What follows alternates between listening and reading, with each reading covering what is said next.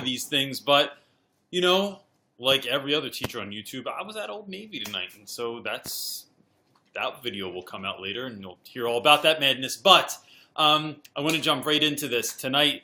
We're doing Teacher Talk Live. It's 8 p.m., and that's what we do every week at this time on Tuesday. I have a really great guest on this evening, but before I do that, I have a little commercial announcement because myself and my co-teacher, Miss Yonkers, just launched a Donors Choose this week, and we are looking for either people that have loose change in their pocket or people that have rich friends. And so either one of those will work fine. And if you check it out, I'm going to put the link in the description below. If you could check it out, and even if you don't have money to give, but you could just kind of spread the word, because you just never know who's going to be interested in that. And the way that I'm kind of pushing this is I think it's going to be really exciting because you get to see exactly how this is going to play out. Like, you donate money, and then I will buy the stuff. It will show up on my YouTube channel. You'll get to see the kids that get to use it, and it's going to just be fun. So I'm just trying to make a better classroom for my students this year. And so that's that. This evening, I have my friend. Let's see if she's on here. She's not on here yet. Smartie Style from YouTube, Mrs. Robinson, and she teaches out in California. Like everyone else on YouTube, she teaches in California. And we're going to talk a little bit tonight about, in light of everything that's been happening in Charlottesville, Virginia, with the white nationalist rally that kind of like went completely awry. And we wanted to talk about, did she say she's on there? We wanted to talk a little bit about how to have some of those like seemingly difficult conversations or with your class. Like, so if you feel led to have that conversation with your class, like how do you go about doing that? So I'm looking for her now, and then I will guest her in. I don't see her, dude. The White for Life is checking it out. So if you are watching this on the rebroadcast, you can go ahead and leave questions in the comment section below, or you can, if it's a more private matter, you could email us, you could send a DM, a message on Facebook, anything like that, and I promise to try and get back to every single one of them. That is getting harder and harder to do. It takes a long time, but I will still continue to do my best so that you can do that. Is she on Real Rap with the Reynolds? She is? Interesting. So if you are just on here, you can go ahead and leave questions as well, and we'll get to all of them.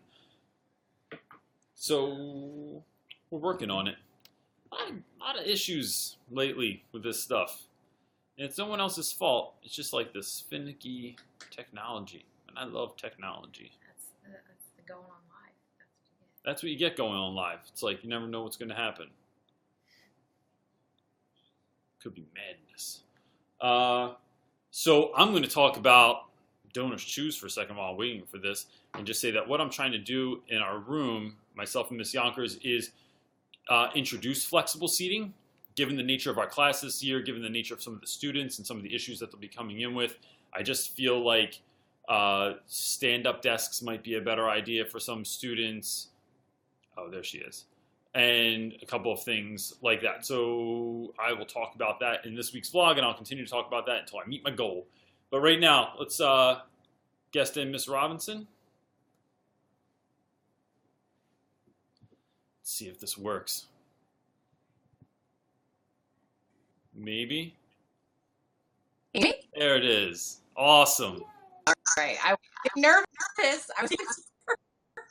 I didn't see you in the feed on the side, so that's why I wasn't sure if like you went to the practice site that we used yesterday. Look at your picture is so clear. I'm not used to this. I like your background and everything. Nice work. Good work. So thanks so much for coming on. I really appreciate it. I'm excited to talk about this particular topic tonight, and I've been thinking about it since you and I talked last night. But real quick, before we jump into that, can you give everyone a little bit of an intro as to like who you are, what you teach, where you teach, that kind of thing? Sure. My name is LaTanya. I teach 3rd grade now. I always want to say 5th grade because I just left 5th grade and taught that for the longest. I teach in Southern California, about an hour outside of LA. And this is my 13th year teaching. And I have a YouTube channel called Smartie Style. So that's what's up with me. That's awesome. Biggest challenge between teaching fifth and going into third. Oh my gosh. Just the amount of time it takes them to do just like very simple tasks, like what were simple for my fifth graders, like the first day of school. I said, okay, guys, you're going to get out your little planners, copy your homework down. And I promise you, within 60 seconds, I realized, okay, we need to take it 10 steps back, like just showing they Yeah. need more step by directions. Whereas fifth graders, I could just say, copy down your homework in your planner, and they knew what to do. So just just being more patient. Not that I'm impatient, but I'm just not accustomed to having to give such precise direction. They're definitely on the flip side, the positive, they're definitely just really sweet, like really, really sweet. And that's for so. Yeah, that's really that immediately made me think of my son who's going into Yeah. fourth, and Yeah. how get your shoes doesn't mean you're necessarily going to go get their shoes. It means I'm going to stare at other things for a long time and not do what was asked of you. So, so let's hop into this conversation, and I'll kind of present it like this, right? So what we talked about last night was, given the nature of like everything that's been going on over the weekend, I guess, in Charlottesville, Virginia, and when folks want to have that conversation with their student, they want to bring up this topic or this news story that's going on.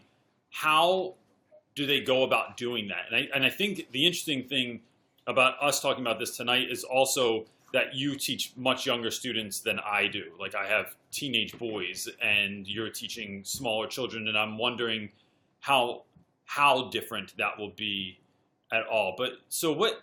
I'm going to throw it to you first, if you don't mind. But like, how do you, if you talk about this, do you talk about this? How do you figure out what you're going to talk about? Like, is there stuff that's like too much for kids, or do you think it's all fair game? What are your thoughts on that from the jump?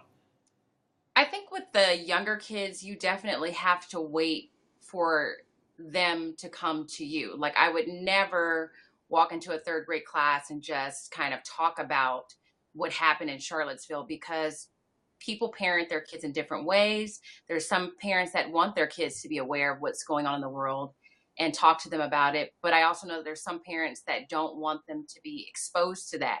So with younger kids, I definitely would wait. And I kind of had to do that, or I had to have those conversations this past year with the election, and not to get political about who I voted for, who you should have voted for. But it was very intense in Southern California because we do have a lot of immigrants, and we do have a lot of undocumented immigrants. And fifth graders were for the first time, they were very invested in this election because there were such strong feelings about some of the topics.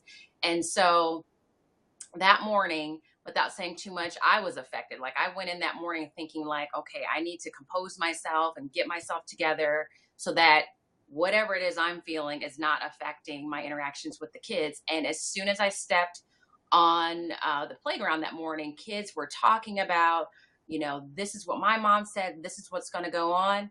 And I knew I had to say something because I walked in the class and kids are saying this and saying that. And I knew I had kids whose parents voted for Hillary, and I knew I had kids whose parents voted for Trump.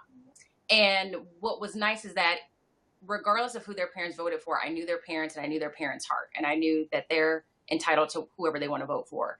So all I said, and I had to really choose those words so wisely, is I said, what, guys, first and foremost, who you vote for is a very personal choice, which is why you go to the polling place, you're in a private area.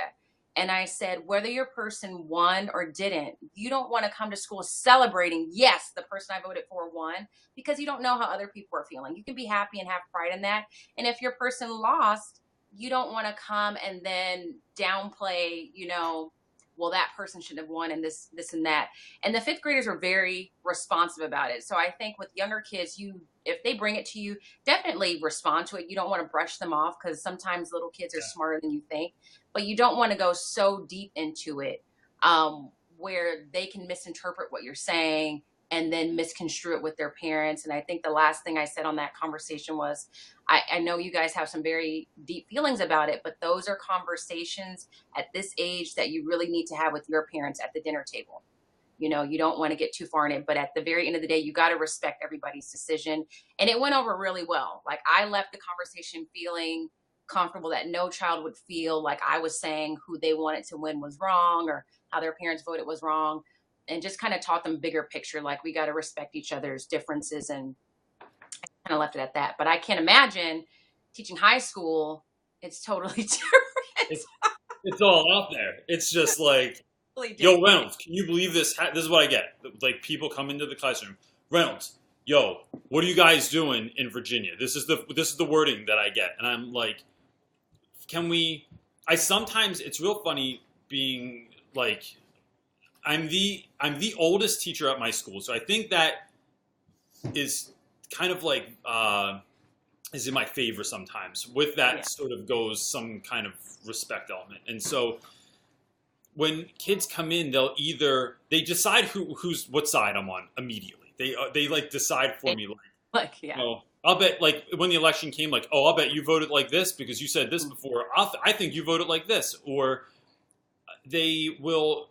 So it's already kind of decided, and I kind of like that because it lets me shake it up a little bit. It shows Yeah. the kids that they don't know who I am. Like, you can look at me and you can think you know who I am or what I feel about something, but you don't always. And I love, love, love ninth grade because I feel so much like high school students, especially boys, aren't used to giving their opinions about Yeah. things. Like, they don't talk about their feelings or how they feel about something in particular so much unless they're angry. Like, that's an acceptable emotion to feel, and that one's all right. But, like, I'm not going to say that I was hurt by something or that something made me sad. It's that I have to kind of pull out of students. Yeah. So for something like this, like, I wouldn't shy away from this for 5 seconds in my particular school to talk about this because I know my students are thinking about it. And if I know or if I hear kids talking about it, what I want to do is create a safe place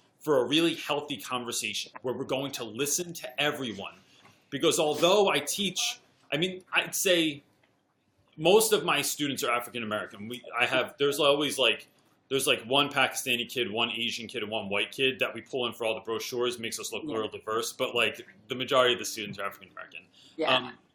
But my kids fall on both sides of arguments sometimes. Where, like, last year, you and I talked about this a little bit yesterday, where when a lot of like the police brutality issues kept coming up, and it was like, and folks kept dying, the kids were coming in, and it was really interesting. Where, like, someone might, I wouldn't say they sided with the police, but they would say, well, I can understand this, and that would just totally piss somebody else off. And it was like learning how to have conversations where we're stopping, we're listening completely, and the way I'm going to check for that is I'm going to ask you, before you refute what someone said, you have to repeat what they said first, Yeah. so that I know that you heard what they said, and that gets us somewhere. Yeah. How do you, like, is there, so can I ask, I don't know what the makeup of your school is, and does that affect what you talk about or how you talk about things in terms of, like, Um, and religion and stuff like that? the area I live in is, I mean, it's pretty diverse. It's pretty middle class. Um, and the school I just came from had the highest population of Black students. And it does affect who I am as a teacher, because I feel like I'm on kind of the flip side of you. Like, my district, it's middle class, very high functioning. Um, and the demographics of the teachers it's very, very narrow. So because of that, I think it really does affect how I interact, because for some kids, I may be the only or the first Black teacher they've had. And I don't want to just focus on being Black, but that's who I am. So that's always the mind frame I'm in. But I really feel like I went into this and I'm there as a representative of minority groups, just to show a different voice, a different approach, that, I look like you. I've had some experiences like you. But I don't think we go into as deep of conversations as you might, where you are, because the district that I'm in is pretty conservative.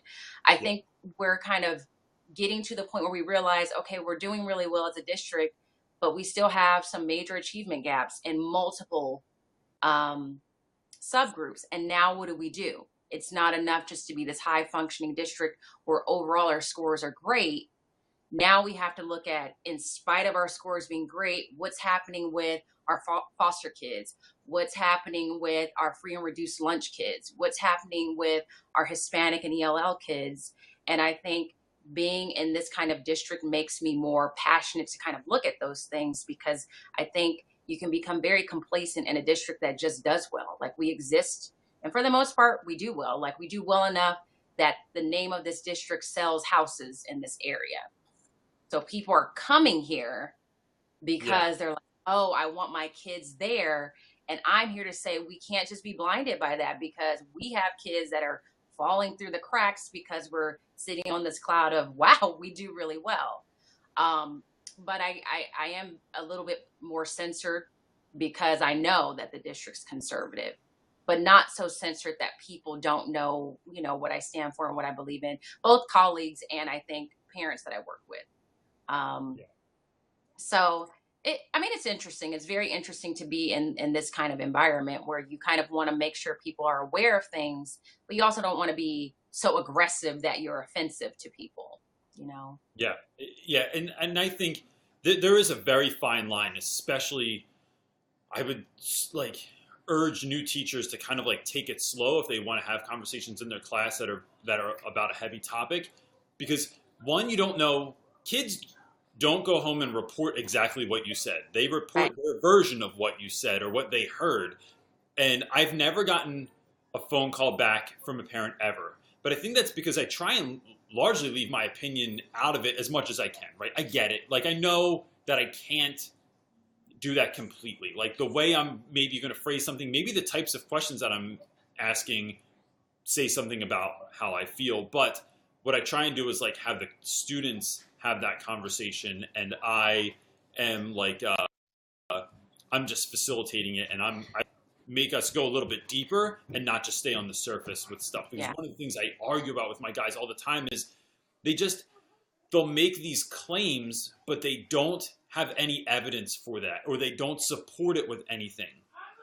And I'm down with whatever you want to say, but like, let's have that conversation. And I Yeah. think for me, those conversations are, one of the things we talked about yesterday that I think, and I'd love to actually have some more dialogue about this, but my take is when there are black male educators in my school, the boys sort of gravitate towards those men because of whatever. Like, I have some ideas. Like, I think they like seeing folks that look like them being successful or being respected, right? So if there's an issue that comes up in the news, those are the teachers that the boys typically like are magnetized towards. Yeah. So I like doing things like sitting in the back of their class and inserting myself into those Yeah. conversations because I want to have that conversation, Yeah. but I also want to understand my students as much as I possibly can. Yeah. And after years of doing that, I think it's afforded me the ability to like talk about things with my students that I wouldn't have felt was my place before, because now I just feel like that older guy that like I care about you, like, Yeah.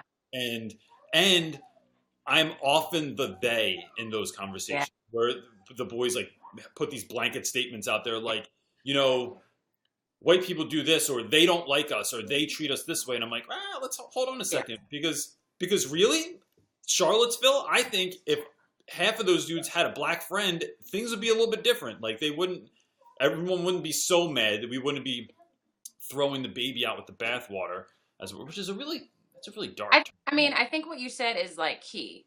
If I think as a new teacher, regardless if you're a they or a minority group, I know for a fact that when I talk about stuff like this, it's subversive in the sense that it's always framed around education. So same thing, the kids never knew my political beliefs, and I told them, I will never tell you what I believe.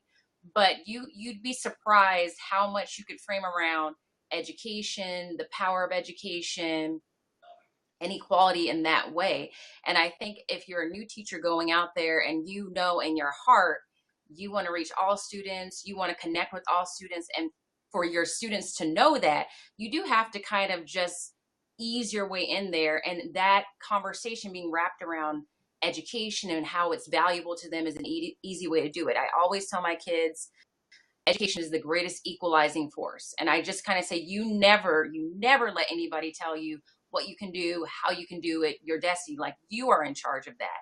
And there are Yeah. kids out there that are members of minority groups who hear that and they know what I'm saying. And I know that they know what I'm saying. And that's enough for me.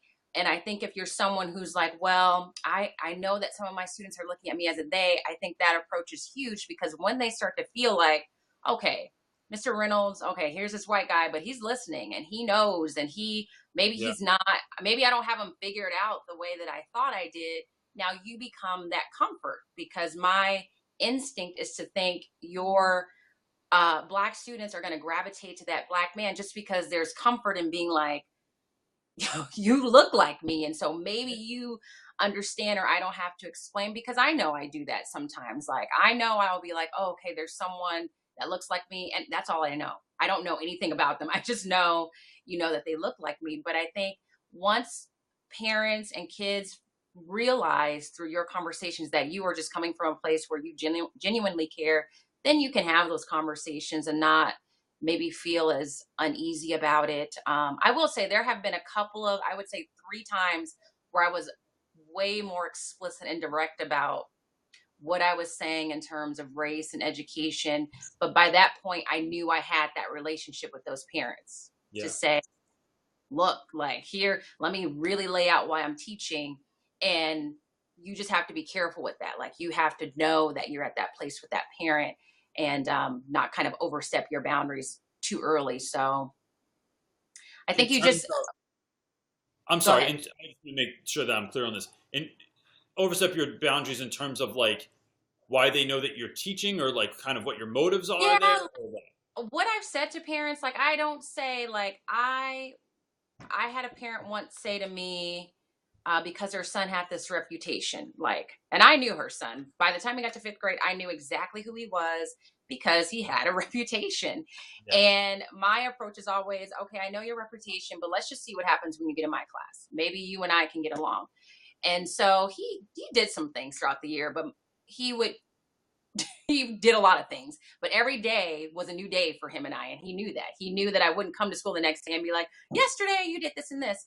And so I had a conversation with her one morning where we were, talking to him about how he needs to be better. And I said to her, and I said to him, I am teaching for kids like you. And I directly said to him, I said, I know that there are going to be places that you go and people are going to see you, and they are going to have a list of assumptions about who you are, what you're going to do, what you can't do. And I said, and I'm here for kids like you.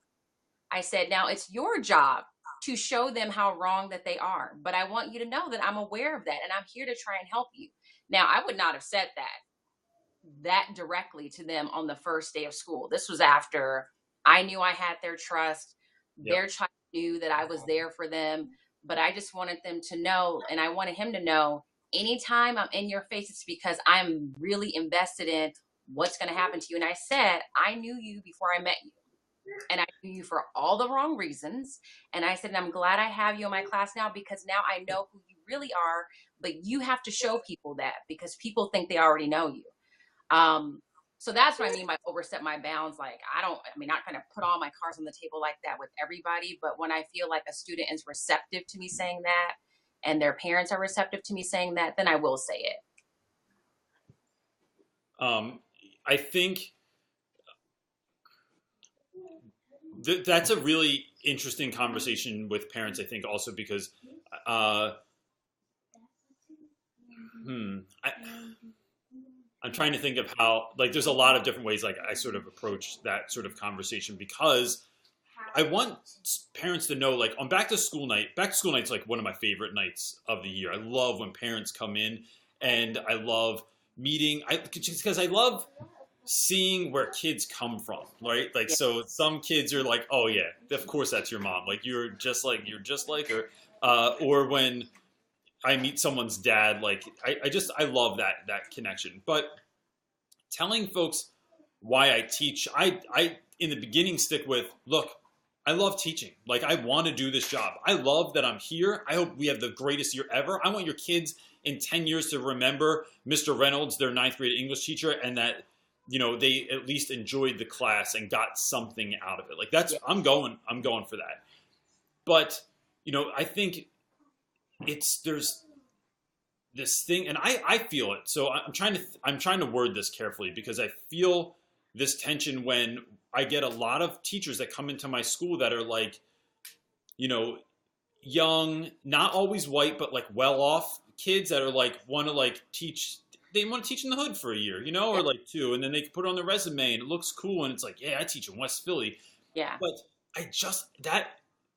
it makes me anxious every year that I see someone come in that kind of fits a certain mold because I think, are you going to stay? Because for the kids, they need you to stay. Because in the neighborhood and with a lot of the students that we're dealing with, there's not a whole lot of consistency. Like dad's in and out of the picture. Mom is working 2 jobs. Grandmom's living with you. There's a lot of uncertainty in your life. There's foster parents. Yeah. There's all kinds of madness going on. So for you to and not even be anything special, for you to be in the same doorway every morning for the next 4 years is going to make a huge difference to students. Yeah. And, so I usually the way that I kind of frame that is like, I let parents know that I wanted to be a teacher somewhere that I felt like needed good teachers in the long term, right? So like, I'm not going anywhere. I want in 20 years for kids this has happened and I'm 12 years in, but like, I love when old students come back and they're like, Reynolds, you're still in the same place. I'm like, I hope I'm here when your kids are going to this school because that's the kind of like legacy that I want to have because I think it's so, so important to the students. And There's one, oh, I'm sorry, go ahead. no, go for it.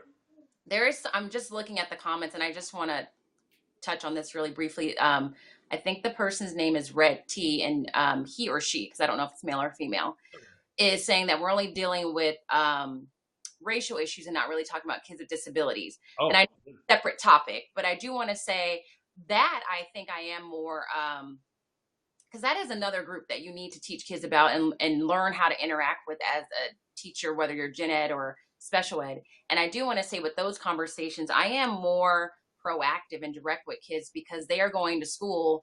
I know at my school, we do have a moderate to severe class. And I do very directly tell them, you need to really think about how you interact and just because I think that's more of a teaching. That's more of a teaching situation where you can be very clear and direct with kids about what they should be thinking about and how they should interact. So I just didn't want that person to think that we were not looking at that group of kids as someone to be concerned about, but just to kind of touch on that I do talk with my kids about that also. And that is more direct. And I think you are less likely to offend parents if they know, okay, now you're trying to educate my child on how to deal with kids with disabilities and things like that. So I'm sorry, I just saw it and I didn't want them to feel.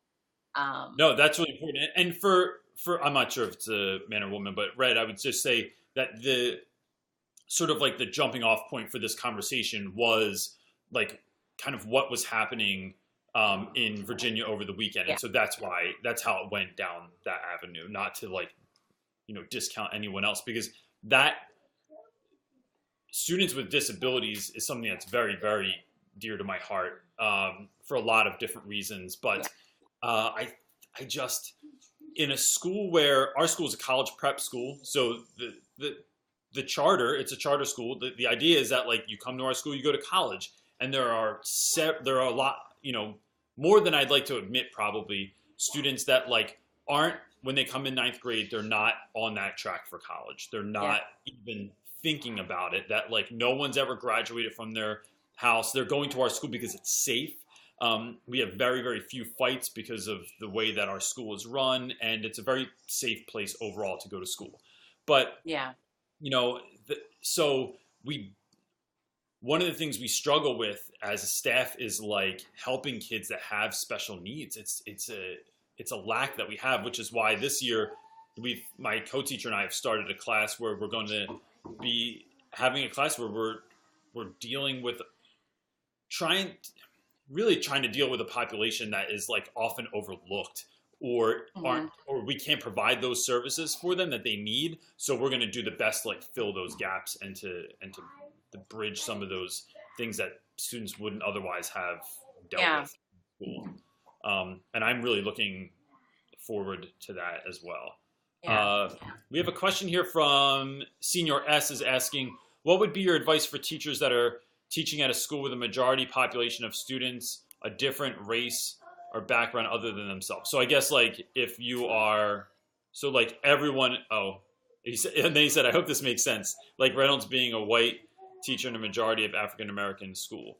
I don't know. What would you say to like a new teacher in For that you, situation? I don't know. I know you now, but I've not been in your physical presence. But I think just be yourself. Like if you have some strong reasons that took you to that school and that kind of environment and that scenario, just be true to that. Don't go in there with this image of what you should look like, what you should sound like, what you should say, how you should say it, because that can come across as disingenuous. And then you're not going to accomplish what you were really meaning to accomplish.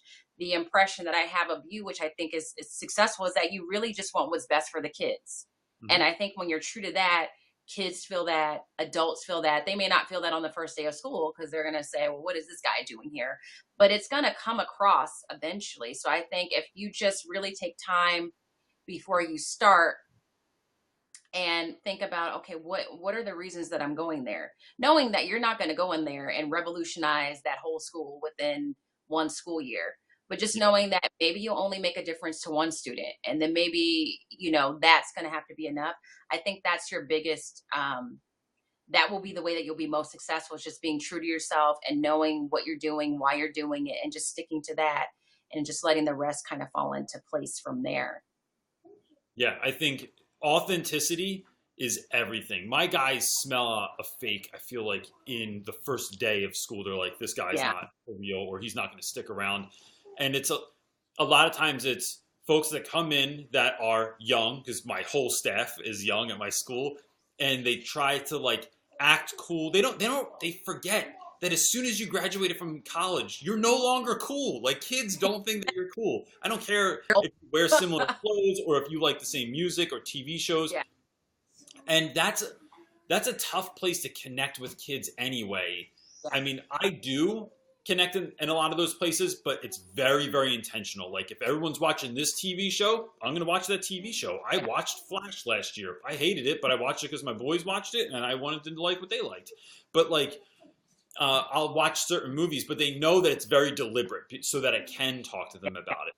That, but if you try and go in and be like whoever you're teaching or act like what your world is like hey everyone, I get it, like I know what your world is like, I watch The Wire, like come on man, like you're not gonna win that way. And I after a certain amount of time I do use slang in class just because I think it's funny, and I use it like I say it in such a way that is like ridiculous. Or we talk about slang a lot because especially when we read Shakespeare, and Yeah. we have this really great lesson where we compare like a Snoop song to Shakespeare, and I'm like, if you think in 500 years anyone's going to know what Snoop was talking about, you're kidding yourselves. They're going to be like, why did he talk like this? This is ridiculous. The same thing they do about Shakespeare.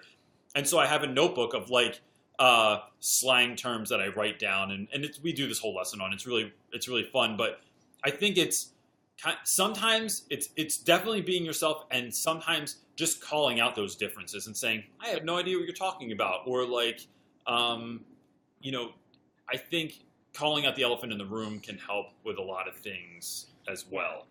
But And never also, trying to be. I've never sure seen that being cool work. Go ahead. I'm also sorry. not being not condescending, but just having high expectations. Like I think kids, when they realize, oh, just they don't care who I am, their expectations are here, and they want to kind of get to that place. I think when kids feel like you've gotten to the point where you don't think they can do something, then they're like, well, you don't think I can do it, so what's the point of me even trying? So just maintaining high expectations for each student. Like what's high for one student may not be high for another, but never getting to the place where it's apparent that you don't really believe that they are capable of doing something. I know I told a colleague once, like, even if I have a kid where I've given them something and I've gotten to a place where I think, you know what, I don't really think they can do it, they'll never know that I think that, because I'll just keep saying, you can do it, and then we'll see what happens. And I think just them knowing that you believe that they can do it and you expect them to do it kind of pushes them there, and it kind of forms that relationship, because then they feel like you see them in a way that maybe they've not been seen before. You're not making assumptions that they're, accustomed to. Yeah, I think that's huge, and I really like that you said that those your expectations are going to be different for each Yeah. kid. So, like, not everyone is, and I remember my parents saying this to me when I was younger. I just thought it was ridiculous when I was a kid. Like, if you're not an A student, that's fine, but like if a C plus is the best that you can get, and I used Yeah. to think, well, really, you just gave me a lot of room to slack off because now I don't like I get a C plus and just play the card of like, oh, that's the best I can have. Or when kids will compare themselves to others and say like, well, how come he's allowed to do that and so even behavior wise, like I have different expectations for different students. And I tell kids, I can do whatever I want. Like if I decide that kid can walk around sometimes, or I need you to sit with your legs directly in front of your desk because I know if you sit sideways it becomes a full-on conversation with everyone Yeah. else. Like those kind of things can be different for each kid. The way that I handle that and I find that works the best is if someone has an issue with it, I have a one-on-one conversation with them and say, your success is more important to me than anything, than me being cool, than me being right, than this looking fair. I can tell from where I'm sitting that this is going to serve you best, and that's all that I want. That's all I care about. And really instilling in kids that belief that, yeah, I really think you can do this. I think you might have to work 100 times or 10 times harder than someone else, but I really, really think you can do it. But you have to put in the work. Like I'm here to help if you need me, but that's a really hard conversation sometimes because kids aren't used to hear. If you're not used to hearing it, then it's like yeah, and it's like training kids to let that kind of stuff in really, really helps. What? So how? Let me see what I want to add. There was something on here that made me think of a question I want to ask you. Was this it? Oh, so let me put this out there. My wife put this next to me. I'm not sure what this is going to say. Mountain Gal Homemaker said, "Oh, Miss Robinson fell off of her chair." I'm fine. Mountain Gal Homemaker said, "Well, today me and my girls discussed who exactly Robert E. Lee was, because especially my oldest, and they wanted to know what the big deal was over the statue. You know, I'm gonna head that off first. I think all of that conversation is so important because most things could be handled over a conversation. Like I was telling my wife this tonight, and this sounds, I'm not sure who's watching this and how ridiculous people are going to think this is, but I would love, part of me wanted to go to Virginia. One, it's not that far from me, and two, over the weekend, I'm just so interested sometimes when people have these beliefs that are so far one way or the other, to see kind of where that came from. Like, where is that something you grew up with? Why did you decide that? How are your views so far and so firm in that way? I just am extremely interested in that idea. And so I love that idea that she's saying that they had a conversation about this, because it's just kind of mind-boggling in those things. Thing is, when I taught fifth grade, it was Revolutionary War. And there was a part of the curriculum where it kind of shows you where slavery came from, like what was the motivation to even bring slaves over, talking about the tobacco fields and things like that. And this is one of those times where I feel like even some of my Black students were like, what is she saying right now? Yeah. And so I just kind of framed it like, okay, we know that slavery is wrong, but let's talk about how it even got to that point. I said, people are a lot of times motivated by money and power.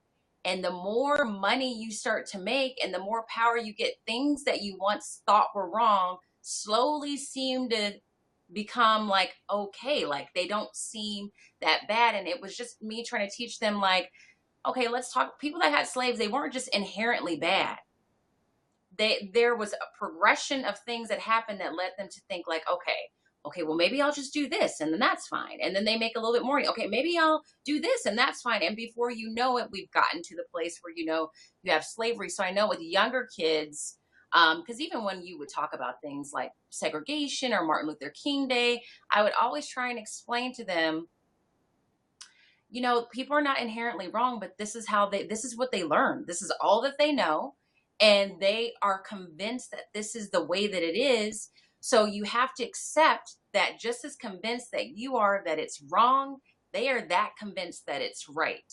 And, we got to try and teach them why we think that they're wrong, but you don't want to just put people in, a box and say they're evil and that's just how they are, because that was how they were taught, or they had experiences that somehow got them to that point. And I just remember some of my students that were Black looking at me like, so are you saying slavery is right? And I'm like, I'm not saying that it's right, but just psychologically think about, okay, we've made a little bit more money, and it just becomes easier to kind of justify it. So the whole conversation with the Confederate flag and all that, there's so many backstories that you'd have to have with your class, and the whole conversation of like, this is the way people were brought up, and, just trying to teach people to, in spite of your disagreements, to be tolerant, to understand where did that come from? Like, where did that belief system come from and how did it get so solidified? And acknowledging that maybe it's because they've not had a chance to experience other groups, other people. I know for a fact I grew when I went away to college and had to meet different kinds of people and live in a different state, because up until that point, I grew up with my parents, and my parents were very conservative, both based on religion and based on politics. And so my beliefs were their beliefs. And then I went to college and to a liberal arts school and just met different people. And that's when I started to realize, oh, okay, like, let me look at this a different way. So some of those people just have not had that chance to meet someone to show them, okay, maybe you want to reevaluate some of your belief system and, go from there. So I think teaching kids that aspect of it all is also important. Yeah, I think whenever you can have someone see something in themselves that's, in someone else, like, so even if I think about students with disabilities, right? So to go back to that topic, one of the things I'm trying to, there are a couple of terms that get thrown around in school very, very often, and that is either you're retarded or this is gay. Everything is gay and everything's retarded all the time. And so we stop conversations. Like, we'll be in mid flow and something's going great, and it's like, halt. Like, let's examine that and why that's an issue to me. Yeah. But one of the things we're trying to do even this year is see about getting our students in. There's like a group home in our neighborhood where adults with like severe disabilities like all live together. They're taken care of by caretakers, and seeing if we can volunteer there for the day to kind of like bridge that gap. Like, so when you say that's retarded, to put you in front of someone that does deal with mental retardation, like, is that going to change you now? Or if everything is gay, like, knowing that, like, if you knew someone that was in that situation, or like, I don't want to say in that situation, but like someone that that was their life, would you still say things the same way? Because I really, to go back to this idea that, like, if we really knew who each other were and how much we really, really had in common, that at the end of the day, it was more about your family and, like, you love your kids also. You get nervous about, Christmas time, maybe at your house also, and whether you're going to be able to have enough gifts for your kids or putting food on the table. Like, that's really kind of what it comes down to.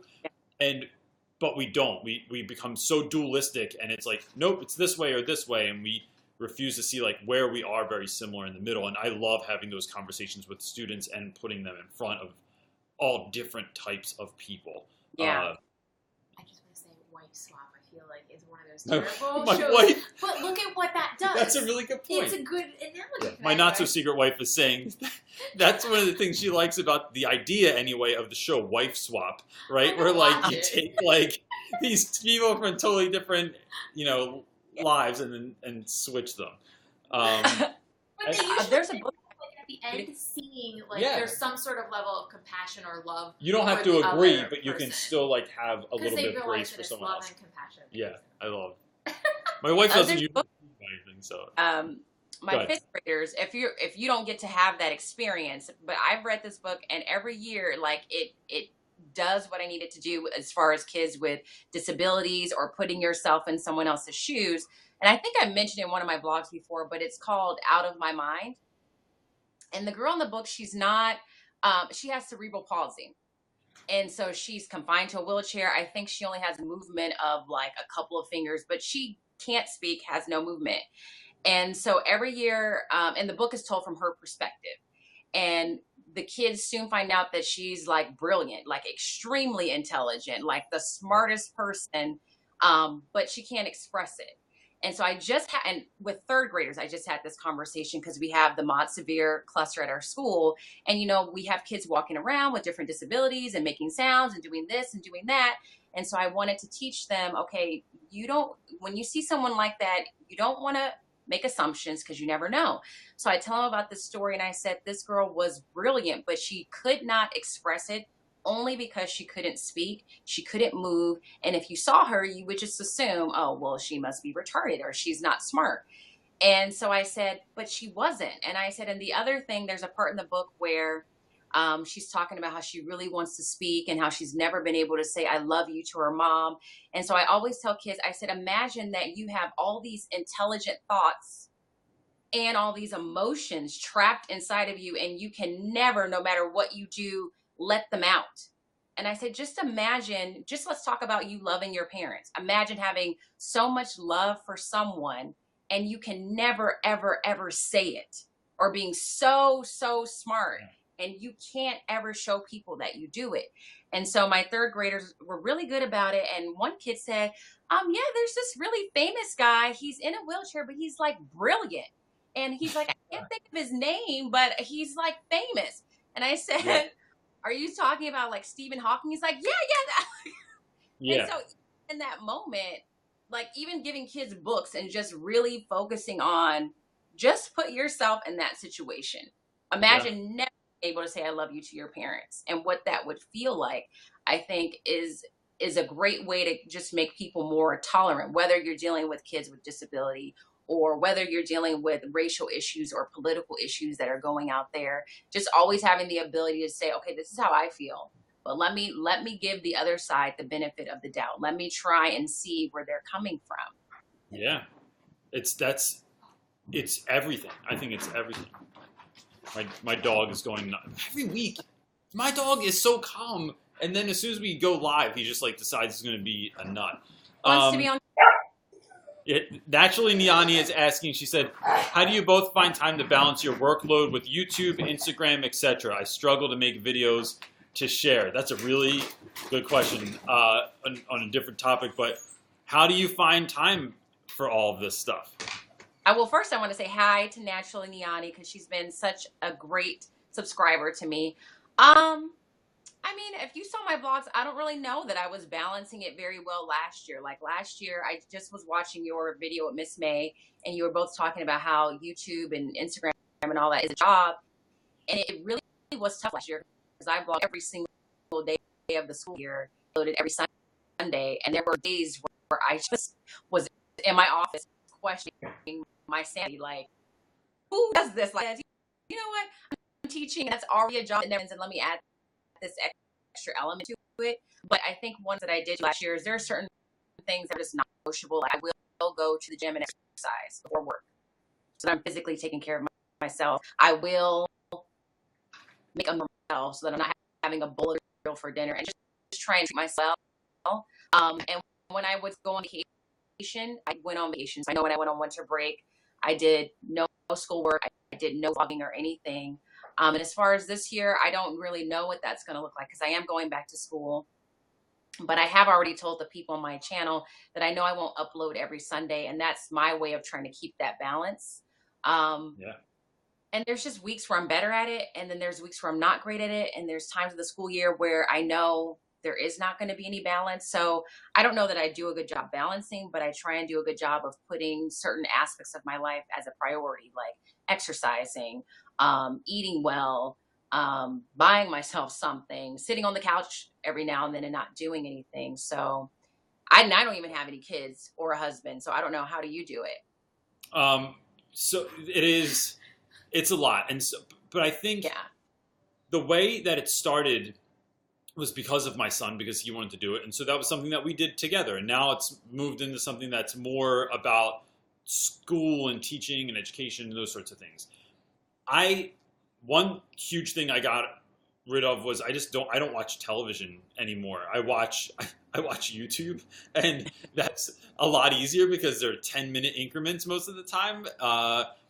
And so I'll do that until late at night, but I have really become so interested in it because the more stuff I put out, the more feedback I get. So last week I put out a video, about bullying and like kind of like my experience with bullying growing up and how I handle bullies and students that are bullied in school. I got so many emails from people that were like, I'm so glad you talked about this. I'm getting bullied now. I'm a student in school. I got bullied my whole life, and this is the effect that it had on me.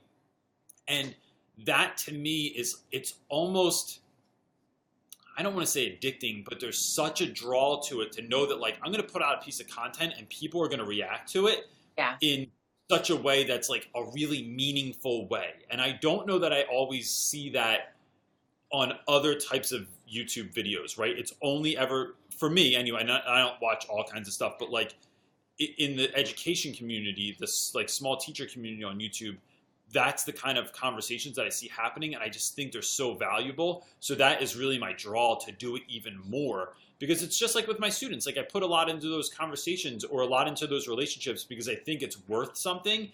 Yeah. And especially folks that like I've gotten to know, and we keep those conversations going. Yeah. And it's really, I don't know. It's hard to balance it. It's true. Like I kept it up last year because like you, I was just kind of amazed at like the positive response of it all.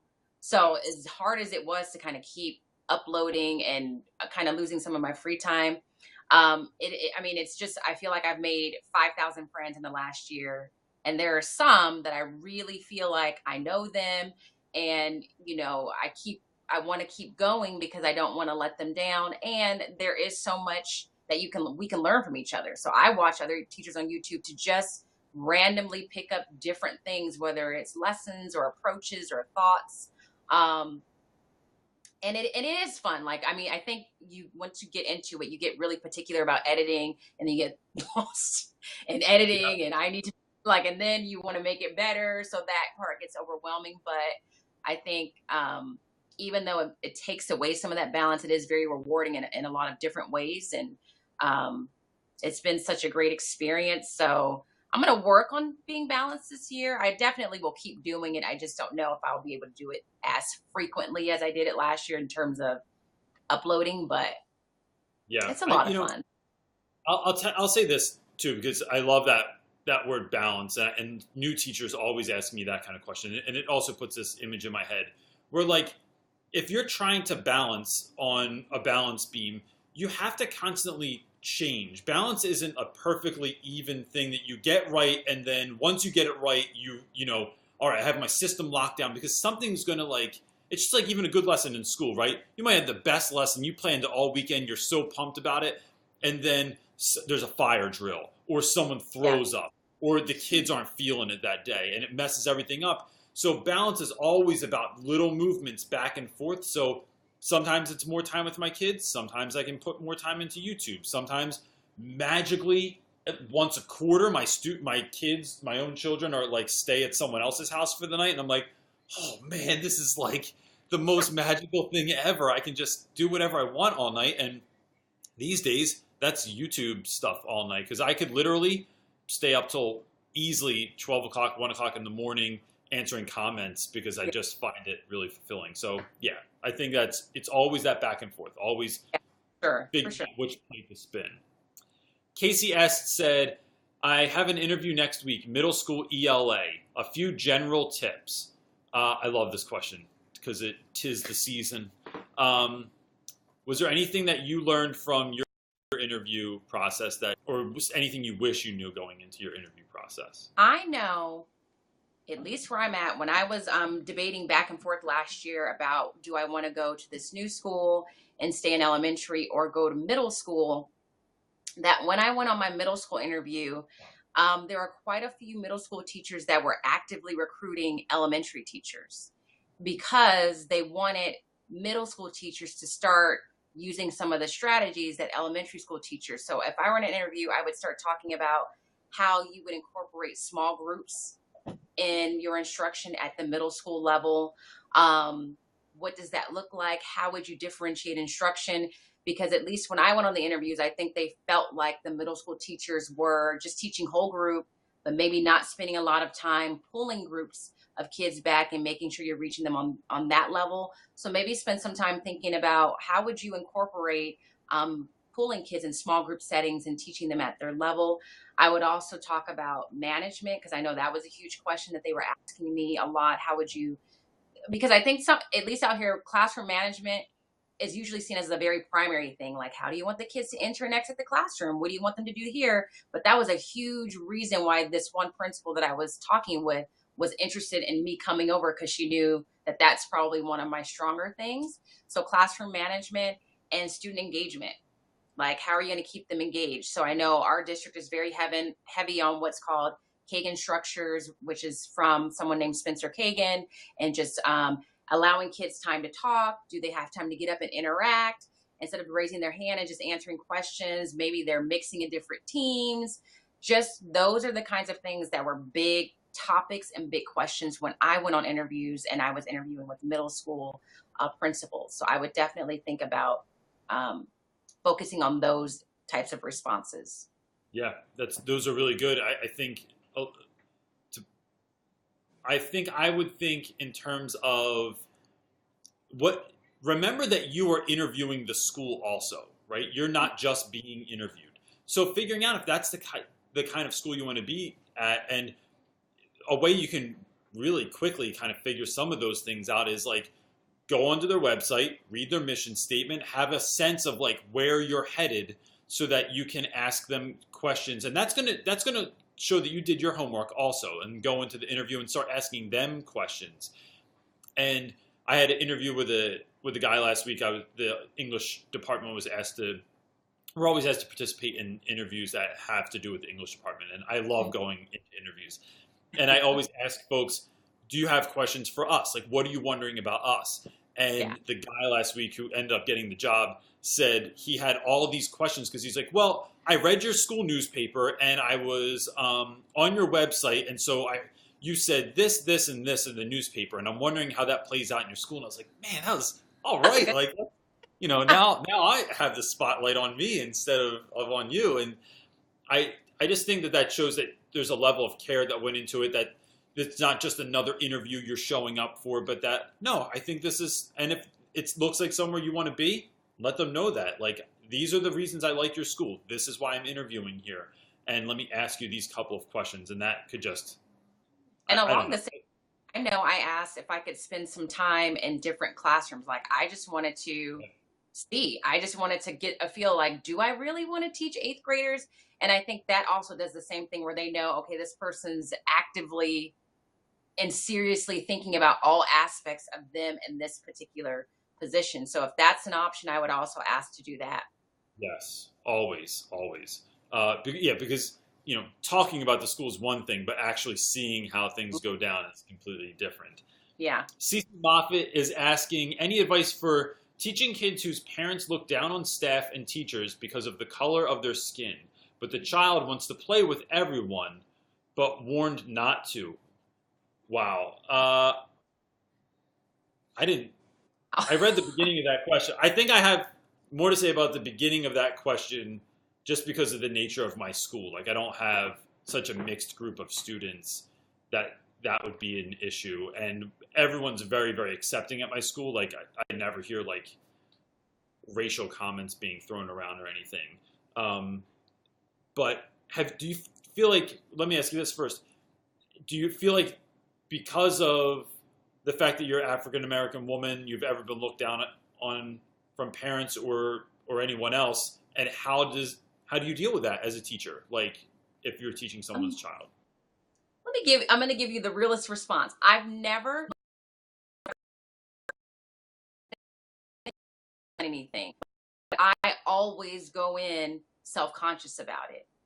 And not just with teaching, like in any aspect where I know I have to show competency. And I think that's why I'm the way I am. Like I just go in not knowing what people think. So I feel like I have to be 10 times better than the teacher standing next to me. So I've never had a parent say anything or insinuate anything, but I know in my mind, I'm like, I got to really have like every T crossed, every I dotted, because I don't want to give any room to question, is she competent? Can she do the job? That feeling, I think, has a lot more to do with just, I don't know, like subversive societal issues, or like, no one's ever said anything like that to me. But I know I was raised where my parents said, I think what my dad would always say is basically, you don't have time to worry about who's racist out there, whether they like you or not, because of the color of your skin. So you just need to go in and you just need to be the best person in the room. So anytime you think about me, but you're going to have to accept the fact that I'm really good at what I do. But I've never had parents make comments. I've had some times where I think parents have made assumptions about my personality and who I am. And I've had more of a challenge when I'm dealing with other Black parents. Like they tend to be more nitpicky on me. And that's probably just because of, they're trying to fill me out. But it's not, to me, I'm a psych. Sometimes I just feel like it's all a mind game for me. Like I'm just in there, like, so like no one's going to question me. So I just try and do everything that I can to show people I know what I'm doing. I'm doing it for the right reason. I have an answer to your question. And if I don't, I will get it for you. So yeah. I think, so I have had parents come in. I had a mom come in one time to parent teacher conferences. And the way my old school used to do it was like all of the 9th grade staff would be in one room. And it was largely all white men, which was very strange because I've taught with more women in my life than men.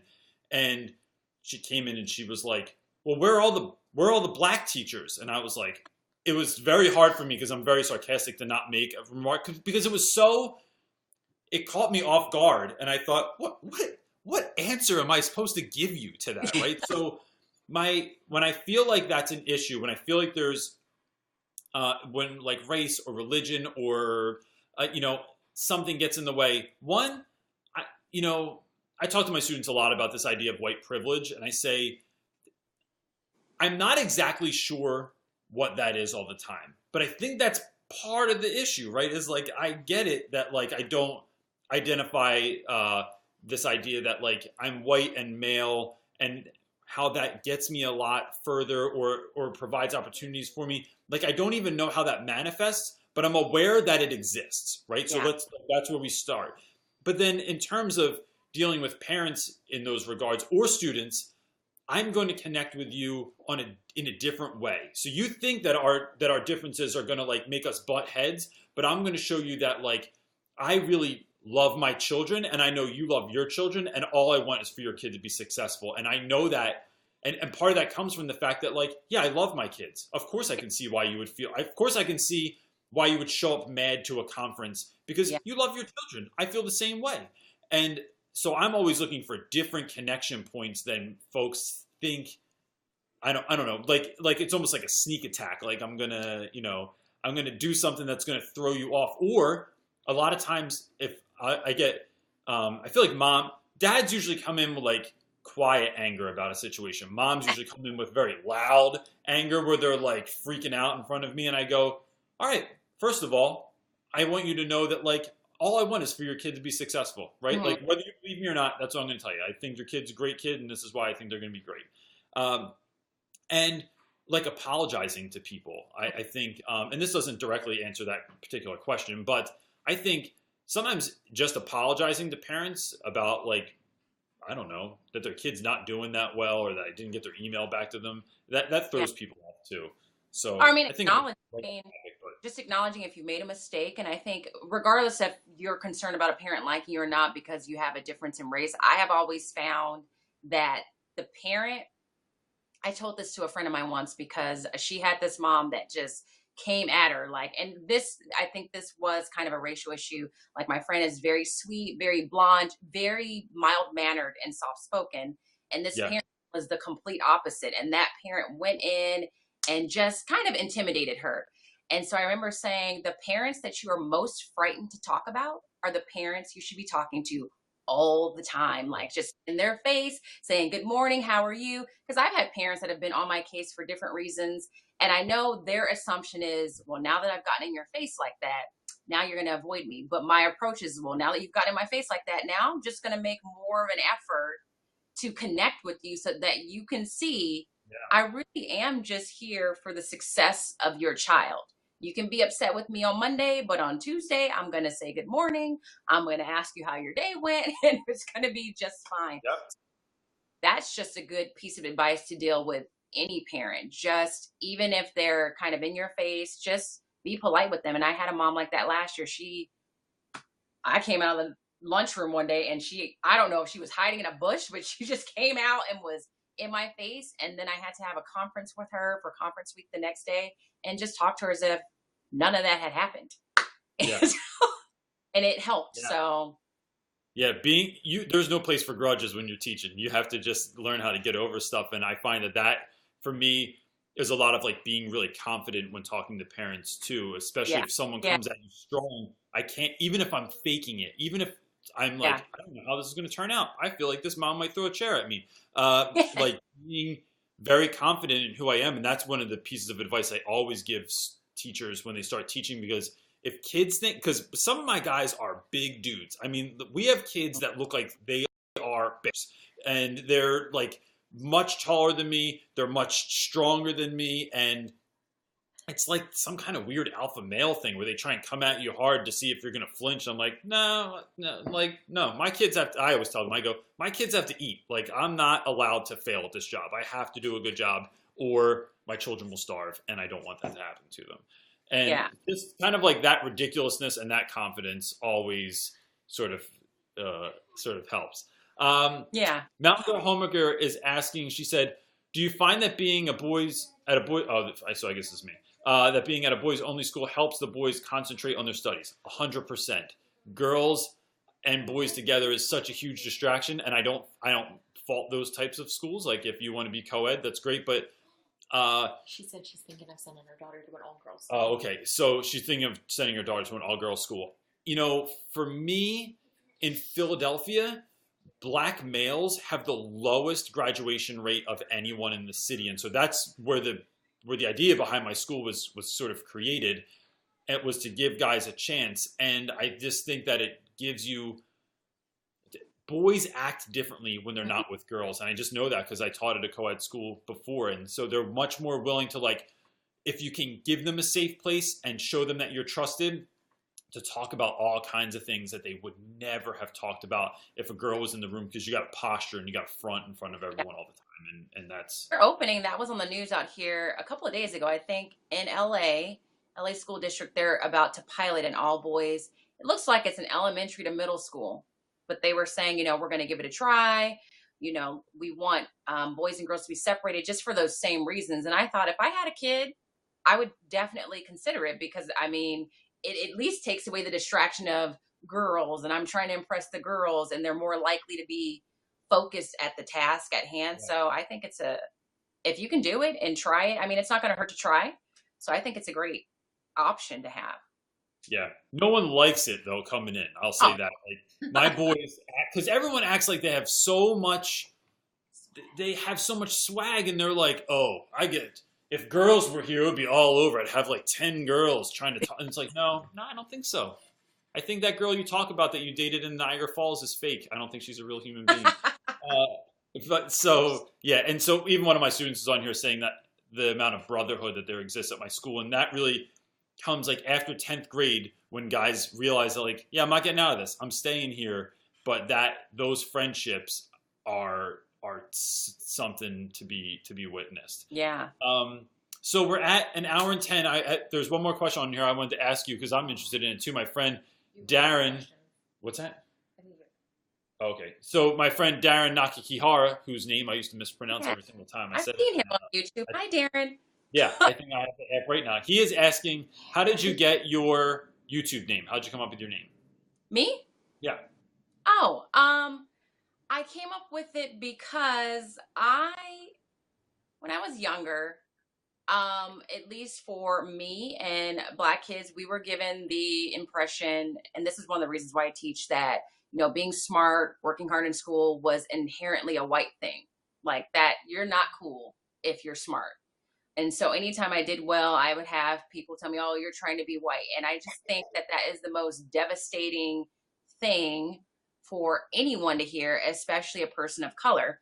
So the smarty part and the style part is kind of double. I want people to realize that being smart is actually very in style. I think there's something very stylish and nice about someone who is smart and knows that they're smart and knows how to use that. So when I think about that, I think about Michelle Obama. One of the things I love about her is that she's smart. She knows she's smart. She's not apologetic about it. Yet in that, she has a lot of humility in her intelligence. So that's the smarty part. The style part is I do love to shop. I do love clothes. I like outfits. So it just kind of is a play on the two, which is why I share my outfits every day. But that's really where it came from. I think it's stylish, smart, and I want kids to know that. So that's cool. I would not. I mean, it's so funny when you hear people's stories sometimes because it's like, oh, I thought you just liked clothes, and you're like, I don't know, like so. Real Rap with the Reynolds is funny. A lot of because it sounds like I'm speaking about myself in the third person because it used to be. I have quotes on my board every day. They're always called Real Rap with Reynolds because teachers love alliteration, and so everything has to have an R in front of it. But Real Rap, for people that don't know, comes from like the world of hip hop, like real talk or real rap, meaning like you keep it real. My guys would say like you keep it 100, and so I always try and keep it 100 with my students. And so I have like these sometimes like snarky quotes that I'll put on my board, like stop yelling at your video game controller because you're the one pushing the buttons, or anything else. Like there's a 99% chance that you're awesome. You should act accordingly. And then when we started the YouTube channel, we just started as Real Rap with the Reynolds, meaning the whole family. And then the family kind of went away, and now it sounds like I'm talking about myself. They're coming back. I've seen them popping up. They do. So every once in a while, they love jumping in here. We good? Yeah. Okay.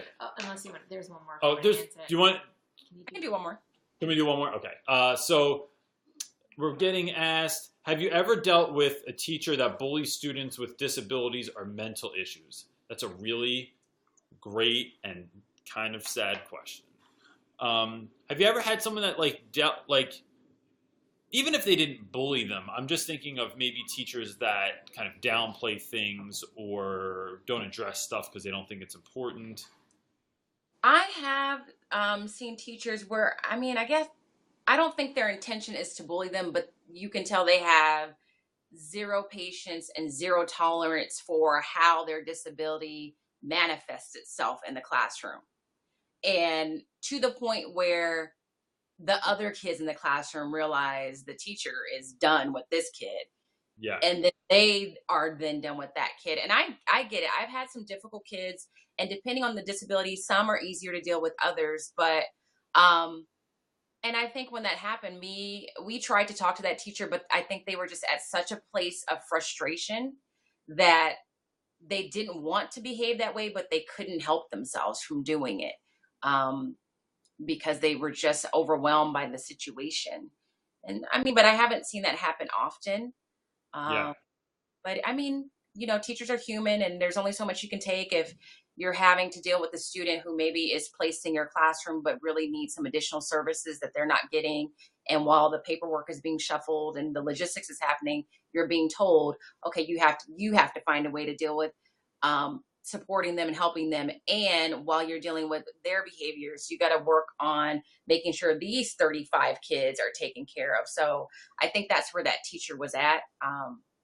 They were just really stressed, you know. Yeah. So Yeah, and I think that's a really important point. Like one of the things I try and talk to new teachers about is like this idea of like you're still it's almost better for you to learn more about yourself than it is your students sometimes, because the more your process, the more you know who you are, maybe what your triggers are, what your strengths and weaknesses are, that all plays out in your classroom. yeah, And if you have a student that has let's say someone has like severe ADHD, they have a very, very hard time sitting down. They you know, blow through tasks really quickly, and then you don't know what to do with them. And that just a lot of times just pisses teachers off, and they don't realize that that kid has very little power over that particular thing that they're dealing with. And for me, it's been a couple of things that have helped me because I've seen this happen in the classroom. Like I won't say I've seen teachers bully, but they do like get fed up very, very early on in the year, and they're like, whatever, I just kick that kid out every day. And it's like, well, like we're here to teach everyone, not to just teach the kids that we want to teach.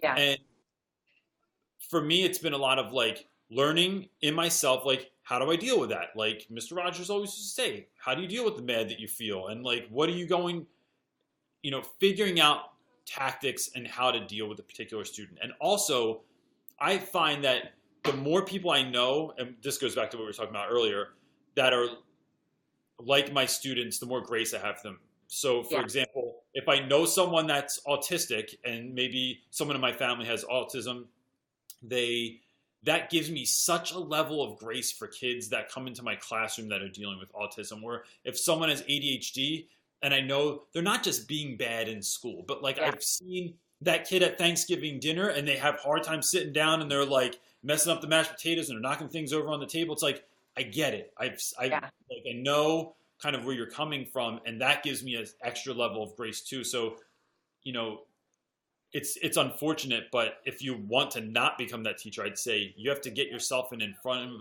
as many different types of folks as you can, because it's just going to make the world of difference. Because if you have a friend that's like that, or you have someone dear to you that's like that, it's going to change the way you look at everything. Yeah. So, that's that. Can you tell people real quick where they can find you on social media before you go? You can find me on YouTube under Smartie Style, and same thing on Instagram, Smartie Style. I try very hard to respond to everybody's comments. So if you leave me a comment, I will reply eventually, and that's pretty much it. Cool. So after this is on here, it'll be posted on my YouTube channel. And I know teachers get weird about answering questions in other people's, comment section, but if you see anything that's like directed towards you or anything you want to comment on, like, please go ahead. And I would encourage folks that are watching this as the rebroadcast that if you have a question, if something struck a note in you, you want to leave a comment, you can go ahead and leave it in the comment section, and either one of us will get back to you and make sure that, you are getting what you need from that. So thanks so much for being on. I really, really appreciate it. Fun. Sorry Cool. about the sun. I was trying to... I see it creeping in. The sun's long gone in New Jersey.